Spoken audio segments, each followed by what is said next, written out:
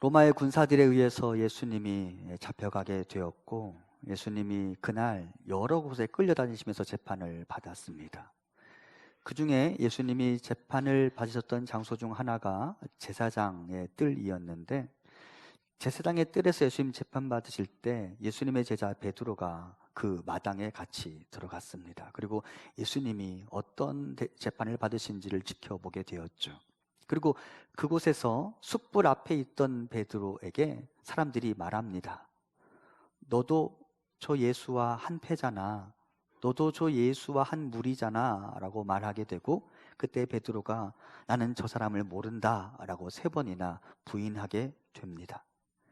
그리고 베드로는 예수님 곁을 달아나고 말았고, 그 사랑하는 예수님이 십자가에 달려서 생의 마지막 순간을 보내는 것을 자신이 직접 목격하지도 못한 채 다른 사람들의 말을 통해 그가 예수님의 마지막에 어떠했는지를 간접적으로 전해 듣게 됩니다. 그리고 그는 자기 자신에 대하여, 그리고 지난 3년여 동안의 모든 여정에 대하여 속상해하며 3년 전으로 돌아가서 갈릴리 바다에서 다시 물고기를 잡기 시작합니다. 하지만 3년 전 바로 그날처럼 밤새 수고했지만 베드로는 한 마리의 물고기도 잡지 못했고, 그때 정말 기적처럼 3년 전 그날처럼 예수님이 나타나셨으며, 베드로와 그 동료들은 그날 새벽 153마리의 물고기를 잡게 됩니다. 베드로는 예수님에 대한 미안함을 가지고 도망을 갔었는데, 예수님은 베드로를 찾아와 주셨습니다. 예수님을 떠난 베드로의 삶, 절망이었습니다. 수고했지만 잡힌 것은 하나도 없는 그런 삶이었고, 스승을 부인했다, 배반했다라는 마음 때문에 그 스승에 대한 미안함과 송구스러운 마음으로 매일을 눈물로 밤을 지새워야 했는지도 모릅니다. 그렇게 힘겨워하고 있던 베드로에게 주님이 다시 찾아와 주셨습니다. 생각해 보면 주님은 언제나 나보다 먼저 움직이셨습니다. 나보다 먼저 나를 사랑하시는 분이시죠. 내가 그분을 알기 전에 그분이 나를 아셨고, 내가 그분의 이름을 부르기 전에 그분이 먼저 내 이름을 불러주셨습니다. 내가 그분을 사랑한다 라고 말하기 전에 그분이 먼저 나를 사랑해 주셨습니다. 내가 그분을 너무도 자주 실망시키고 그분의 마음을 속상하게 해도 그분의 나를 향한 사랑에는 언제나 변함이 없었고, 그분의 나를 향한 사랑은 언제나 한결같았습니다. 어느 누구의 사랑이 주님의 우리를 향한 사랑과 비교할 수 있을까 생각해 봅니다. 사람들이 가끔 이렇게 이야기하죠. 주님의 우리를 향한 사랑은 부모의 자녀를 향한 사랑과 유사하다. 근데 정말 그런가 제가 생각해 보았습니다. 여러분, 어린이집에 아이들을 맡길 때 하루에 4시간, 많게는 7시간, 8시간 정도 아이를 맡길 때 그 어린이집 선생님, 보육교사 자격증이 있어야 아이들 맡기잖아요. 그렇죠? 네. 그런데 우리는 우리 아이들을 낳아서 평생을 기르고 양육하는데, 여러분, 우리 아이들 사랑하고 양육하기 위해 여러분 자격증 취득한 적 있으십니까? 자격증 취득하고 부모님 되셨습니까? 아니잖아요. 그죠? 우리 자격증 취득해 본 적 없어요. 그냥 그렇게 준비가 덜 된 상태에서 아이들을 낳아서 미숙하고 서투른 사랑으로 아이들을 키워 왔습니다. 그러다 보니 자녀들이 우리 부모 때문에 상처도 받고 부모 때문에 가슴에 멍을 안고 살아가기도 합니다. 그러니 부모의 사랑이 어찌 온전하다고 할 수 있으며 부모의 사랑이 어찌 완벽하다고 할 수 있겠습니까? 그래서 예수님의 사랑은 세상 어디에도 없는 아가페 사랑이라고 명명된 것 아닙니까? 사람들이 예수님의 사랑을 어떻게 표현할까 찾고 찾았는데 그 사랑을 표현할 만한 단어를 찾지 못했어요. 그래서 그들이 만들어낸 단어가 바로 아가페라고 말씀드렸습니다. 그들이 본 적 없는 사랑이었기 때문이죠. 사람들이 그분을 묵상하면 묵상할수록 그 사랑은 세상 어디에도 없는 사랑이라고 결론 짓게 된 것입니다. 이날 아침 갈릴리의 예수님은 베드로를 향한 진정한 사랑을 보여주셨습니다. 그가 나를 배반해도, 그가 나를 부인하고 달아났어도 한 번 사랑하기로 결정했다면, 한 번 신랑과 신부의 관계로 묶였다면, 한 번 스승과 제자의 관계로 묶여졌다면 그 실수, 그 잘못 없었던 것으로 만들 수 있다는 아가페 사랑을 보여주셨습니다. 그것이 사랑이죠. 덮어줄 수 있고 잊어줄 수 있고 가려줄 수 있는 것, 그것이 사랑이죠. 주님은 우리를 그렇게 사랑하십니다. 베드로를 사랑하는 주님은 베드로가 물고기와 그물을 정리하는 동안 그를 위해 아침 식사를 준비하셨습니다.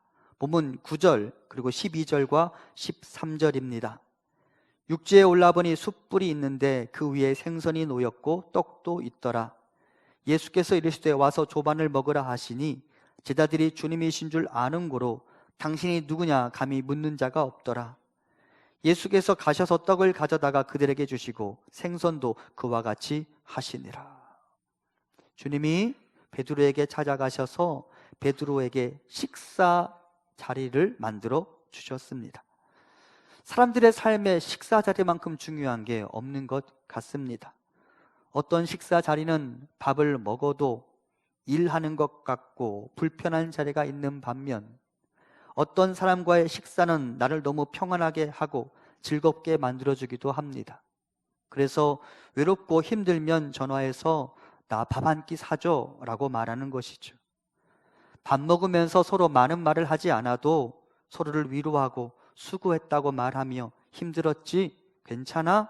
아픈 데 없어? 라고 물어주고 그냥 내 편에 되어주는 그 사람과의 식사만큼 나에게 행복한 일은 없는 것 같습니다. 사실 지금 요한복음 21장에서 바로 그 나를 알아주는 사람과의 식사가 필요한 한 사람이 있었습니다. 누구냐? 사도 베드로입니다. 베드로의 현실을 다시 한번 기억하십시오. 주님을 배반한 것 때문에 슬퍼하는 사람, 수고하지만 소득은 없는 사람, 사람들 만나기가 두려워진 사람, 같이 있어줄 사람, 편하게 밥 한 끼 먹어줄 사람이 필요한 사람, 그가 베드로였습니다. 주님이 낙심에 빠져있는 베드로를 위해 식사 자리를 마련하십니다. 주님이 베드로에게 먹을 것을 주십니다. 아침 만찬을 준비하셨습니다. 보면 12절에 등장하는 조반이라는 단어가 나오는데, 이 조반이라는 단어는 원어상으로 금식을 멈추다라는 의미를 갖습니다. 그렇다고 베드로가 금식했던 것은 아닐 것입니다. 다만 밥을 먹어도 잘 넘어가지 않았을 것입니다. 아무리 밥을 꾸역꾸역 집어넣으려고 해도 그 밥알이 씹히지도 않고 여기로 넘어가는데 한참 시간이 걸렸을 것입니다. 입맛이 없었을 것입니다. 그래서 그가 아마도 강제적으로 금식했을지 모릅니다. 여러분, 영어로 아침 식사가 breakfast잖아요. 그죠? 그 단어는 break라는 단어와 fast라는 단어가 합쳐진 단어예요. fast, 금식, break, 깨뜨리다. 밤에 주무시면서 식사하십니까? 야식은 드시지만 주무시는 동안에는 식사 안 하시잖아요. 그래서 그 기간이 금식 기간인 거예요. 그 금식이 깨뜨려지는 시간, 그게 아침 식사 시간이죠. 베드로는 지금 강제적으로 자신의 잘못에 대한 뉘우침과 후회, 아쉬움, 그리고 예수님에 대한 송구함 때문에 밥을 먹을 수 없는 상황이었는데 주님이 그 기간을 깨뜨려 버리셨어요. 그리고 베드로에게 따뜻한 만찬을 준비하셨습니다. 밥 한 끼 제대로 먹을 수 없는 베드로, 밥알을 씹는 것이 괴로워서 힘겨워하는 베드로의 금식을 깨뜨린 가장 위대한 식사가 이날 아침 갈릴리 호숫가에서 펼쳐졌습니다.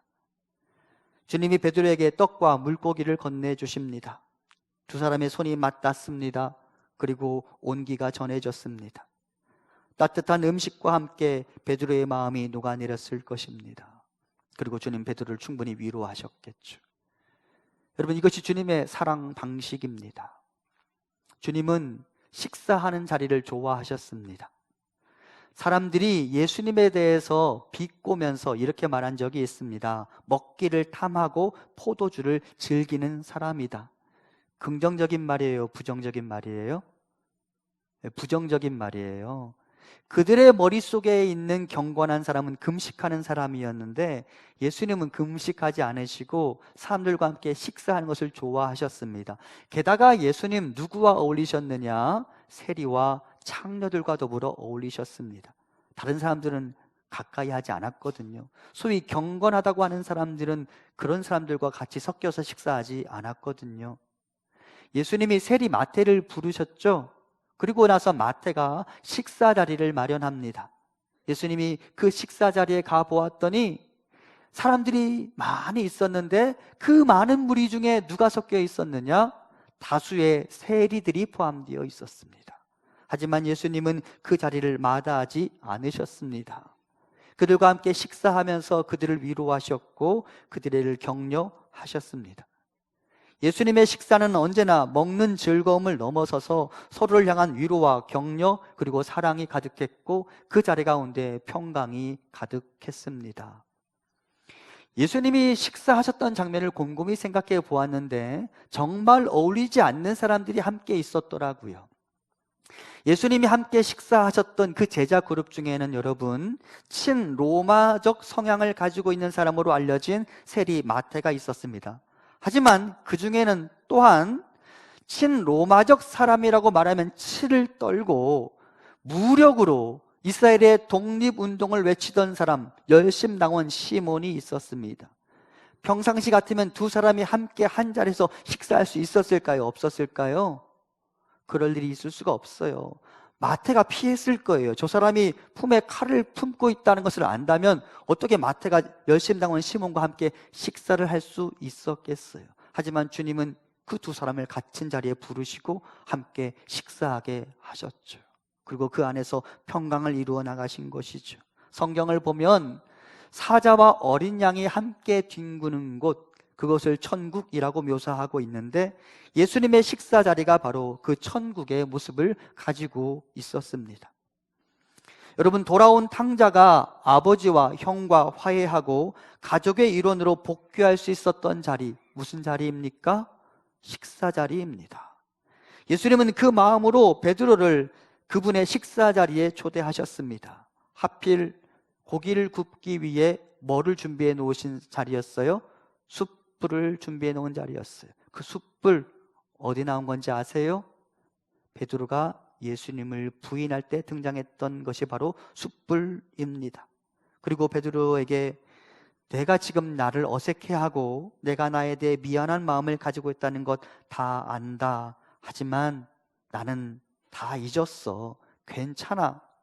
너도 너 자신의 잘못을 자책하지 말고 다시 이전으로 돌아가 나와 함께 식사를 즐기자라는 메시지를 던지시면서 베드로를 위해 아침 만찬을 준비하셨습니다. 그리고 베드로의 마음이 스르르 녹아내렸겠죠. 2019년을 마무리하는 우리를 향한 주님의 부르심이 여기 있습니다. 여러분, 2019년 한 해를 돌아보면서 혹여 여러분 마음 가운데 나 주님을 위해 최선을 다했나? 라고 자문해 볼 때 그렇지 못한 나를 발견하면서 주님을 향하여 미안함과 송구스러운 마음을 가지고 계십니까? 그래서 주님 앞에 가까이 가지 못하고 쭈뼛쭈뼛한 채 어색한 모습으로 주님을 바라보고 계시진 않습니까? 주님 그와 같이 반응하는 우리에게 말씀하십니다. 수고했다. 괜찮다. 혹여 내가 나에 대해 미안한 마음을 가지고 있다면 그럴 필요 없다. 너 자신을 자책하지 말아라. 나는 널 여전히 사랑한다. 어색해하지 말고 미안해하지 말고 너 자신을 더 이상 괴롭히지도 말고 나와 함께 식사하자. 우리 주님 말씀하십니다. 우리 주님 그렇게 나를 부르실 때에 어색한 베드로가 주님 앞에 나아가 주님이 건네주시는 떡과 물고기를 받아 먹고 주님의 식사 자리에 동참했던 것처럼 여러분도 어색해하지 말고 미안해하지 말고 주님이 우리를 향하여 손 내미시면 그 손 붙잡고 주님의 초청에 반응할 수 있기를 간절히 소망합니다. 주님은 여러분 그냥 사랑하시기 때문입니다. 우리 주님의 부르심이 여기 있습니다. 이사야 55장 1절 같이 봉독합니다. 오라 너희 목마른 자들아 물로 나아오라. 돈 없는 자도 오라. 너희는 와서 사 먹되 돈 없이 값 없이 와서 포도주와 젖을 사라. 아멘. 물이 없는 사람, 돈 없는 사람, 그냥 와서 나와 함께 즐기자라고 말씀하시는 겁니다. 자격, 나 그거 묻지 않을 거야. 나는 너를 그냥 사랑해 라고 말씀하시면서 주님 우리를 부르십니다. 그 부르심에 화답하고 주님 베푸시는 만찬에 동참하는 우리가 되기를 소망합니다. 예수님의 만찬 자리를 가만히 생각해 보았습니다. 당시 어느 누구도 예수님에게 먼저 말을 건네는 사람이 없었을 것입니다. 왜냐하면 거기 있었던 사람들은 모두가 다 또 한 사람의 베드로였기 때문입니다. 베드로만 예수님을 부인하고 달아났습니까? 아닙니다. 다른 제자들도 베드로와 똑같이 예수님을 부인하고 달아났습니다. 그들도 또한 예수님 앞에 설 만한 용기가 없었고 선뜻 주님을 향하여 먼저 말을 건넬 용기가 없었습니다. 그런데 여러분, 주님이 그 어색한 분위기를 깨뜨리시기 위해 먼저 제자들에게 말을 건네십니다. 보면 15절은 이렇게 말합니다. 그들이 조반 먹은 후에 예수께서 시몬 베드로에게 이르시되, 주님이 먼저 말을 건네주시죠.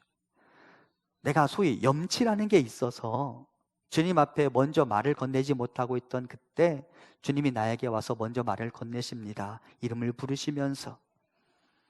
사랑하는 성도 여러분, 주님의 소리를 들으십시오. 그 자리에 우리의 회복이 일어날 것입니다. 주님 우리에게 말씀하시죠. 말하라 라는 것 대신 귀 있는 자는 들을지어다. 주님 우리에게 들으라고 말씀하십니다. 내 소리를 들으라. 그러면 너희에게 새로운 삶이 펼쳐질 것이다. 나의 말을 들으라. 그러면 너희 삶에 이전에 없던 평강이 회복될 것이다 말씀하시죠. 베드로, 감히 주님께 먼저 말을 건넬 수는 없었지만 베드로는 주님의 소리를 들었습니다. 그리고 그가 다시 이전으로 돌아가 주님과 화해할 수 있었습니다. 사랑하는 성도 여러분, 하나님이 말씀하시는 소리를 들을 문 대신 들을 청하실 수 있기를 간절히 소망합니다. 하나님이 말씀하시면 그 사람의 삶 가운데, 그 사람의 삶의 지경 가운데 위대하고 새로운 일들이 나타날 것입니다. 창세기 1장 기억하시죠?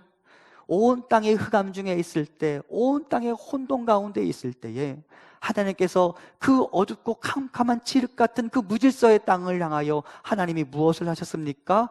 말씀하셨습니다. 그리고 하나님의 말씀이 선포되자 이 땅에 질서가 생기기 시작했다고 말하죠. 사랑하는 성도 여러분, 하나님의 말씀을 just hear, 그냥 들려가는 소리, 그냥 감각적으로 듣는 것을 넘어서서 listen, 주의를 기울여 경청함으로, 주님의 말씀이 나의 마음에 뿌려지게 함으로, 주님의 말씀이 나의 마음에 와 닿음으로, 주님의 말씀으로 인해 내 삶에 새로운 변화들이 나타나는 2019년 마지막 2020년을 보내는 우리가 되기를 간절히 소망합니다. 말씀을 들어야 합니다. 주님이 이제 베드로에게 말씀하십니다. 너는 날 사랑하느냐라고 물으셨죠. 본문 15절 제가 봉독합니다. 그들이 조반 먹은 후에 예수께서 시몬 베드로에게 이르시되, 요한의 아들 시몬아, 내가 이 사람들보다 나를 더 사랑하느냐 하시니, 이르되 주님 그러하나이다. 내가 주님을 사랑하는 줄 주님께서 아시나이다. 이르시되 내 어린 양을 먹이라 하시고. 주님이 베드로에게 베드로야 너는 날 사랑하느냐라고 물으신 것은 사랑을 확인하기 위해서 혹은 의심의 눈초리로 질문을 던지시는 게 아닙니다. 이미 자신의 모든 행동으로 베드로를 향하여 사랑한다라고 고백해 주셨던 주님은 이제 베드로에게 예수님을 사랑합니다 라고 말할 수 있는 기회를 주고 계신 것입니다. 다시 말씀드리지만 베드로는 지금 무척 송구한 상태 가운데 있습니다. 주님을 향하여 먼저 말을 건넬 수도 없고 주님을 향하여 사랑합니다 말하기에도 너무나 미안한 마음을 가지고 있었습니다. 그리고 주님은 그런 베드로를 향하여 내가 너에게 말할 기회를 준다라고 말씀하시는 것입니다. 차마 꺼내놓지 못한 말, 하지만 지금 하지 않으면 두고 후회할 그 말을 하게 하시기 위해 주님 베드로에게 물으신 것입니다. 내가 나를 사랑하느냐? 지금 말하지 않으면 평생을 후회할 수 있게 되기 때문에 베드로를 향하여 내가 나를 사랑하느냐고 일부러 질문해 주신 것입니다. 그리고 베드로로 하여금 주님을 향하여 나는 주님을 사랑합니다 라고 말할 수 있는 기회를 갖게 해 주신 것입니다. 오늘도 여러분에게 주님 말씀하십니다. 내가 나를 사랑하느냐? 이것은 주님이 우리의 사랑을 의심하기 때문에 던지시는 질문이 아닙니다. 우리가 주님을 향하여 사랑합니다라고 말하기에는 왠지 미안한 마음이 있고 송구스러운 마음이 있어서 내 말 한마디 떼기 어려워하는 우리를 향하여 사랑합니다라고 말할 수 있는 기회를 주시는 것입니다. 사랑하는 성도 여러분, 지금 말하지 않으면 두고두고 후회할 수 있어요. 그때 후회할 시간이 오기 전에 우리 모두 주님의 질문 앞에 반응하며 주님을 향하여 사랑합니다 라고 고백할 수 있게 되기를 간절히 소망합니다. 올 한 해를 그냥 넘어가지 않았으면 좋겠습니다. 올해 마지막 주일을 보내며 나는 주님을 사랑합니다라고 고백하시기 바랍니다. 더불어 내 주변에 있는 사람들을 좀 바라보십시오. 1년을 보내면서 뭔가 좀 껄끄러운 것이 있어서, 뭔가 좀 불편한 것이 있어서 사랑한다고 말하지 못했던 그 사람 있습니까? 그 사람하고 그 관계 가운데 이 1년을 마무리 짓지 않았으면 좋겠습니다. 우리 모두 그동안 꺼내놓지 못했던 말이 있다면 이제 용기를 내서 내 주변에 바로 그 사람에게 사랑을 고백하면서 1년을 마무리할 수 있으면 좋겠습니다. 우리 함께 하나님을 향하여 그리고 내 주변의 그 사람을 향하여 사랑한다고 고백하면 좋겠습니다. 주님 우리를 매우 특별하게 사랑하시죠. 주님의 사랑이 얼마나 특별한가? 주님은 우리 한 사람을 사랑하기 위해 자신의 여정을 바꾸시는 분이십니다. 요한복음 4장 4절에 보면 이런 기록이 있습니다. 사마리아를 통과하여야 하겠는지라. 당시 갈릴리에서 예루살렘으로 가는 여정은 코스가 딱 하나만 있었던 게 아닙니다. 여러 가지 여정 코스가 있었어요. 그런데 주님은 하필 평상시에는 가지 않는 길 사마리아를 통과하여 예루살렘에 가겠다고 제자들에게 말씀하십니다. 제자들이 의아했을 거예요. 왜 이 길을 선택하셨을까? 주님 왜 이 길을 선택하셨습니까? 한 사람 만나시려고. 어떤 사람입니까? 수가성 우물가의 그 여인 만나시려고 주님 일부러 코스를 바꾸신 것입니다. 다른 사람들과 말도 섞어본 적이 없는 그 여인 만나주시고 그 여인과 대화를 나누시며 그 여인에게 생수의 강물을 흘려보내주시기 위해 주님 코스를 바꾸신 것입니다. 그것이 주님의 사랑입니다. 하지만 나의 잘못으로 그분과의 관계에 상처가 나고 그분과의 관계가 소원해지고 나의 연약함으로 그분의 마음을 아프게 만드는 일이 수도 없이 많이 일어납니다. 그때 그렇게 쭈뼛쭈뼛하게 문 밖에 계속 서 있을 것입니까? 아니면 그분이 손을 내밀어 주시니 마음 먹고 그분께 다가가서 나의 사랑을 고백할 것입니까? 그분이 우리에게 지금 기회를 주십니다. 사랑합니다 라고 말할 기회를 주시는 것이죠. 주님이 베드로에게 물으셨습니다. 너는 이 사람들보다 나를 더 사랑하느냐? 그리고 베드로는 사실상 예스라고 답하고 있습니다. 베드로의 대답은 다음에 세 가지 차원으로 해석이 가능합니다. 첫 번째, 나는 그 어떤 사람의 주님을 향한 사랑보다 더 큰 사랑으로 주님을 사랑합니다라는 고백입니다. 그동안은 주님을 향한 사랑에 있어서 다른 여인들에게 밀렸습니다. 요한에게 밀렸었습니다. 하지만 더 이상 뒤처지고 싶지 않습니다. 주님을 사랑하는 것이 나에게 어떤 의미가 있는지 주님을 떠나고 나서야 알게 되었습니다. 이제 나는 주님을 향한 사랑에 있어서는 언제나 으뜸이 되고 싶습니다 라는 고백입니다. 두 번째, 나는 다른 사람들보다 더 주님을 사랑합니다 라는 고백입니다. 이전에 나는 주님을 사랑하는 것보다 가족을 선택했고 나 자신을 선택했습니다. 하지만 남은 것은 후회이며 남은 것은 공허함과 텅 빈 그물뿐입니다. 그리고 이제 알게 되었습니다. 주님을 사랑하는 것이 나에게 제일 중요하다는 사실을. 이제는 주님을 사랑하기 때문에 주님의 뜻과 나의 안락함, 주님의 뜻과 나의 불편함이 충돌될 때 나는 언제나 주님을 선택할 것입니다. 이런 의미가 있죠. 세 번째, 이 모든 물고기와 배와 그물보다 주님을 더 사랑합니다라는 고백이 담겨져 있습니다. 물고기와 배를 잡아보려고 애를 써보았지만 이제 알게 되었습니다. 이것들 내 마음대로 되지 않는다고. 내가 수구에 수구를 더해 보았지만 주님이 오시기 전까지 이 그물은 텅 비어 있었습니다. 주님이 오셔야 비로소 채워졌습니다. 그래서 주님보다 더 사랑할 수 없는 것이라는 것을 이제야 알게 되었습니다. 나는 이제 그 어떤 것보다 주님을 더 사랑합니다. 이것이 베드로의 고백의 의미이죠. 그리고 우리도 이렇게 고백하면 좋겠습니다. 올해가 다 가기 전에 우리의 사랑을 고백하면 좋겠습니다. 나중에 후회하지 않도록 주님을 사랑합니다. 누구보다도 주님을 사랑하고 무엇보다도 주님을 더 사랑합니다 라고 고백하는 우리가 되기를 소망합니다. 베드로의 사랑 고백을 들으신 예수님은 이제 그에게 당부하십니다. 본문 15절에 보면 베드로가 주님을 향하여 주님이 아십니다, 주님 그러하나이다 라고 말한 다음에 주님이 이렇게 말씀하십니다. 이르시되 내 어린 양을 먹이라 하시고, 주님은 우리 안에 들어오지 못한 채 위험에 노출되어 있는 양들을 우리 안으로 데리고 와서 그들을 먹이라고 당부하십니다. 아직 식사에 참여하지 못하고 있는 사람들, 아직 주님과의 관계를 회복하지 못하고 쭈뼛쭈뼛하게 문 밖을 서성이는 사람들, 그들을 위해 잔치를 베풀고 그들로 주님을 만나게 하라고 말씀하십니다. 중요한 것은 그들은 아직 예수님을 나의 목자라고 인정하지 못하고 있지만 주님은 그들을 향하여 미리 내 양이라고 말씀하신다는 것입니다. 여러분, 우리 바깥에 있는 양들은 예수님을 나의 목자라고 인정하지 않아요. 그런 면에서 우리 바깥에 있는 양들은 예수님에게 아직 내 양이 아닐 수 있어요. 그럼에도 불구하고 주님은 하나님의 형상으로 창조된 그 어떤 사람도 한 명도 놓치고 싶지 않아서 아직 우리 바깥에 있지만 그들을 향하여서도 그렇게 말씀하시는 것은 내 양이라고, 저들도 내 새끼라고, 나는 저들을 포기할 수 없다고 말씀하시면서 우리를 향하여 말씀하십니다. 저들을 먹여다오.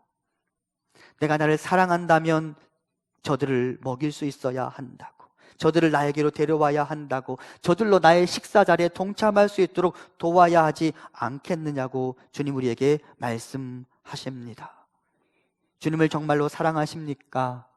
그렇다면 이제 바깥으로 나아가 아직 하나님을 나의 아버지로 인정하지 못하는 그들도 주님을 향하여 사랑합니다 라고 고백할 수 있도록 도와야 합니다.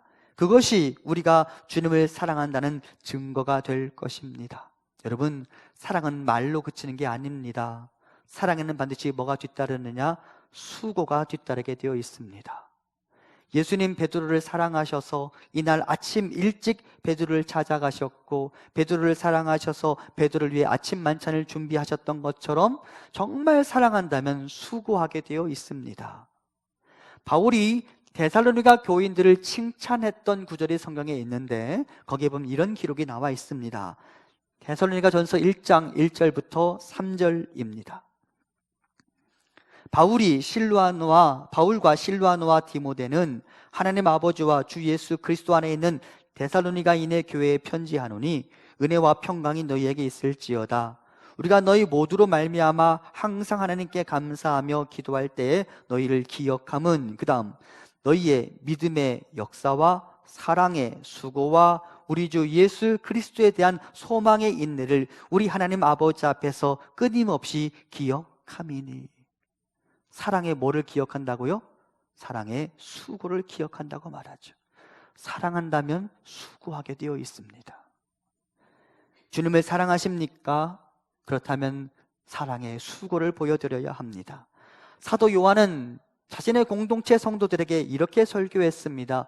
요한일서 3장 18절 우리 같이 봉독합니다. 자녀들아, 우리가 말과 혀로만 사랑하지 말고 행함과 진실함으로 하자. 아멘. 이것이 우리 주님이 원하시는 사랑이죠. 그리고 이를 위하여 바깥으로 나아가 우리는 주님의 양을 먹일 수 있어야 합니다. 바깥으로 나아가 나의 가정과 직장에서 말과 혀가 아닌 행함과 진실함으로 내 주변의 사람들을 사랑할 수 있어야 합니다.